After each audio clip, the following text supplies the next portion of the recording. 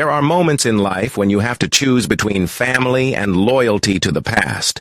Sometimes the right decision is also the hardest one. I never thought I'd have to evict my own mother from her home. I never wanted to be the ungrateful son in the eyes of my family, relatives, and friends. But when my father's legacy was being trampled on, when everything he had cherished was erased right before my eyes, I realized I had no other choice. My father was not a flashy millionaire, but he was a man of vision. His life's work wasn't just about building a house. It was about creating a strong foundation for his family.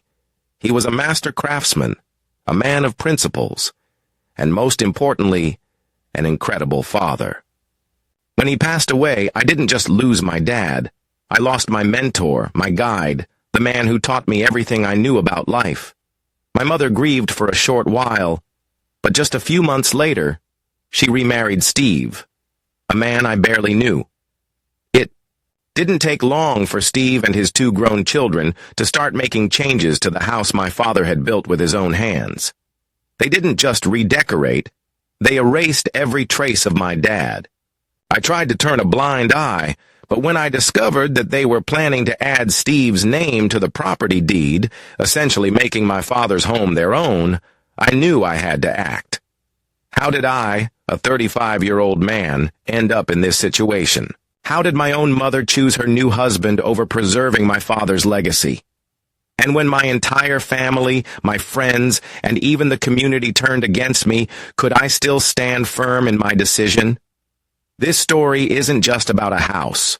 It's about loyalty, legacy, and the hardest choices we ever have to make.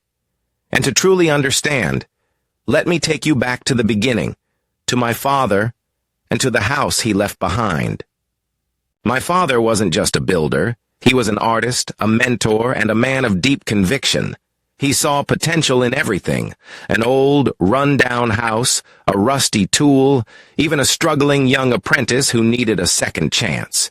He built his construction business from the ground up during one of the worst economic downturns in the late 1980s. Back then, he and my mom lived in a tiny apartment, cutting costs wherever they could. But my father had one rule: never cut corners where it mattered. The key, he used to say, is to build relationships, not just buildings.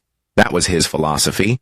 He took on projects that other contractors wouldn't touch, restoring historic buildings with a level of precision and care that made him well known in Seattle. He refused to make empty promises just to win contracts. First, build trust, he told me. The money will follow. And he was right. By the mid-90s, his business was thriving. While other companies made quick profits by rushing projects and using cheap materials, my father's work stood the test of time. When the financial crisis of 2008 hit, many contractors folded. My father, however, refused to lay off a single employee. Instead, he took a pay cut, took out a second mortgage, on his beloved 1967 Mustang no less, and made sure every worker kept their job. "You take care of your people," he said, "and they'll take care of your business." I didn't realize it at the time, but everything he taught me shaped the way I approached my own career. His attention to detail, his focus on relationships, his unwavering integrity. I carried all of that with me when I became a senior software architect at a major tech company. But his most precious creation wasn't a business. It was a home. My father bought the house in the 90s with the money from his first major restoration project, a beautiful craftsman-style home tucked away in one of Seattle's historic neighborhoods.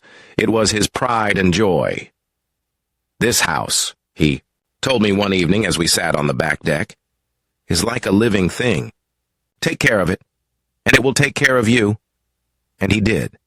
Every repair, every improvement, he documented everything in a spreadsheet, keeping meticulous records. He taught me how to clean the gutters, how to check the foundation, how to inspect the roof after a storm. "Neglect the little things," he said, "and they'll turn into big problems." But the heart of the house wasn't the grand wraparound porch or the carefully restored hardwood floors. It was the garage. my father's workshop. He transformed it into the most well-organized space I had ever seen, tools neatly arranged on pegboards, each with its own designated outline.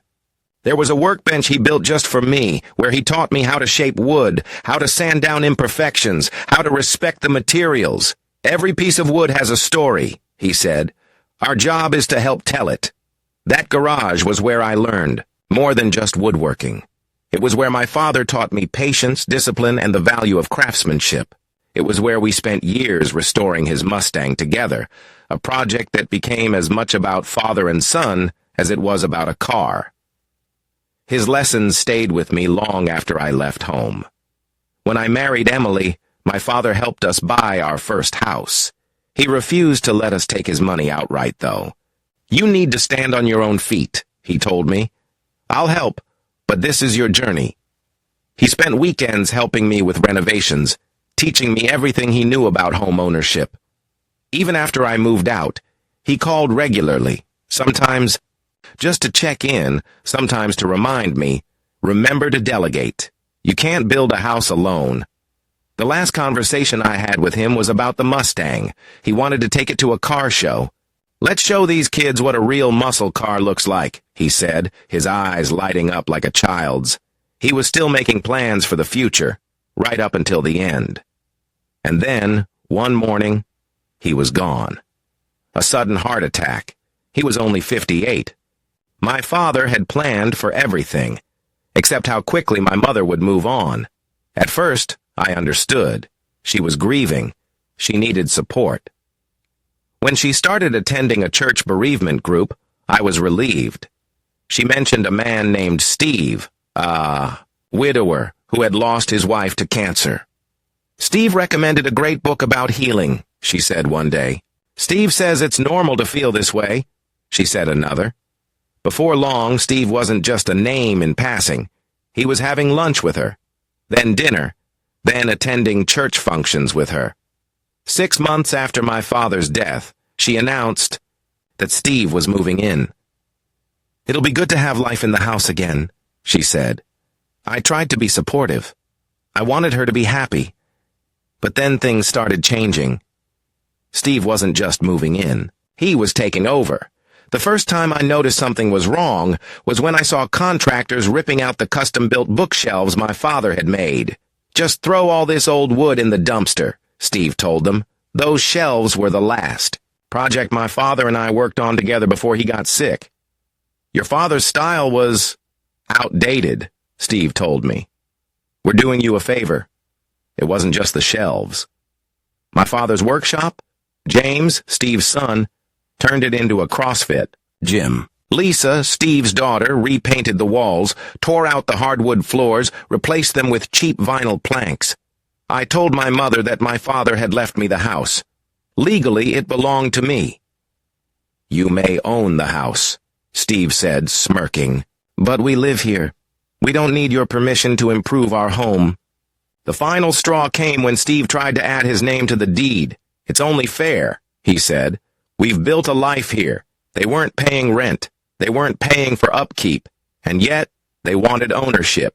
I spoke to my lawyer. I spoke to my financial advisor. And then I made my decision. I told them they had 2 weeks to leave. My mother cried. Steve raged. The entire family turned against me. You're throwing your own mother out? Steve makes her happy. Why can't you just let them stay? They even staged an intervention, church members, family, friends, all trying to guilt me into backing down. But I stood firm. On the deadline day, I arrived with my lawyer and a locksmith. The house was empty. Steve and his family were gone. I walked through the house, seeing the damage they had done. My father's craftsmanship erased. His workshop unrecognizable, but I will restore it. I will bring back the spirit of what he built. Sometimes, doing the right thing means being the villain in someone else's story. But I know without a doubt my father would have understood. And that's all that matters. Thank you for watching. If you haven't subscribed yet, please do so and hit the notification bell to stay updated with more shocking real-life stories happening around you.